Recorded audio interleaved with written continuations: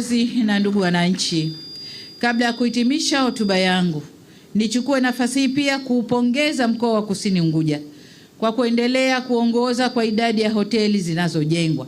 Kwa nasikiliza takwimu, kwa kipindi ambacho mkurugenzi wa ZIPA ametaja hoteli 500 zimejengwa, kati ya hizo 200 na ziko kusini na 300 zilizobaki wanagawana mikoa mingine.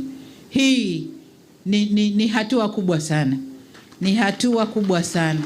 Na nataka niwakumbushe ndugu zangu wa kusini, zamani maeneo haya tulikuwa tunaita maweni. Uongo kweli? Na sana wazee wetu wakawa wanakuja kulima huku, sijui mihindi, mitama, mihogo, kuchagua pachi zenye udongo wanaweka, wanajenga mabigili ya mawe kule, ukija lazima uvae viatu vya makozi. Uongo kweli? Sasa tumetoka kule, leo kuna mali za aina hii. Mara ya mwisho nimekuja Michamvi mimi, maeneo haya ni pori tu, leo ni maeneo mali kweli kweli.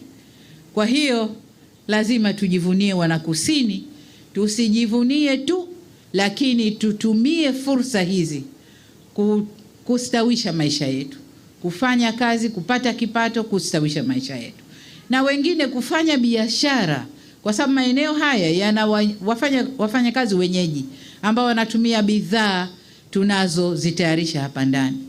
Kwa hiyo tufanye biashara pia ili tukuze vipato vyetu. Lakini nisema maendeleo haya yanatokana na jitihada zinazofanywa na serikali za kujenga miundombinu ya barabara, kusambaza umeme na uwepo wa maji safi na salama ya kutosha. Na pale ambao hayatoshi, sera za serikali zinaruhusu wawekezaji wasafishe maji ya bahari ili waweze kutumia kwa matumizi ya hoteli.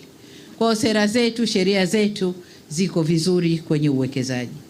Niwahakikishie wawekezaji wote kwa serikali ya Jamhuri ya Muungano wa Tanzania na serikali ya Mapinduzi Zanzibar zitaendelea kuweka mazingira rafiki na miundombinu wezeshi ili kuvutia wawekezaji wenye tija kama huyu wa Jazz Elite Aurora.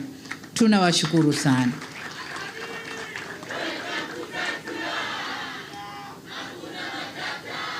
Ndugu zangu, kwa dhati kabisa natoa pongezi kwa Wizara ya Kazi na Uwekezaji ya Zanzibar, Mamlaka ya Kukuza Uwekezaji Zanzibar yani ZIPA, uongozi wa mkoa wa Kusini Unguja pamoja na wananchi wa Michamvi kwa ushirikiano wao mzuri na wawekezaji ambao ndio msingi wa mafanikio tunayoyashuhudia leo.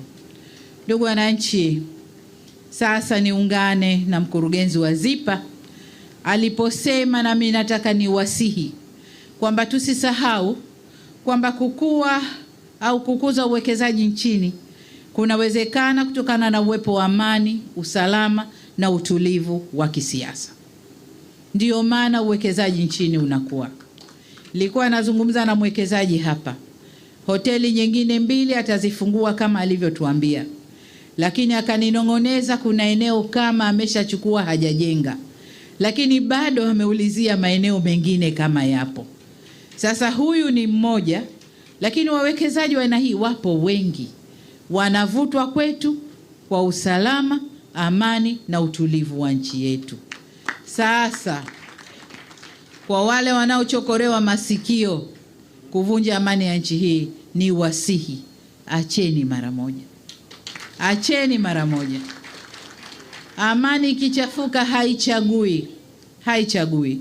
Na tuulizeni sisi wa upande wa pili, ilipochafuka amani Dar es Salaam tu pale, nenda kaulize vijana kama leo wanataka kuingia njiani, hakuna anayetamani.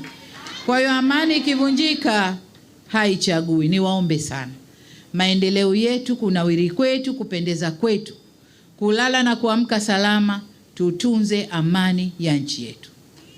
Tofauti za mawazo zipo, lakini zisitugawe wala tusiharibu utulivu wa kisiasa na amani ya nchi yetu. Tanzania oye! Baada ya kusema hayo, sasa nitamke rasmi kuwa hoteli ya Jazz Elite Aurora imezinduliwa rasmi. Makofi mengi na vigelegele.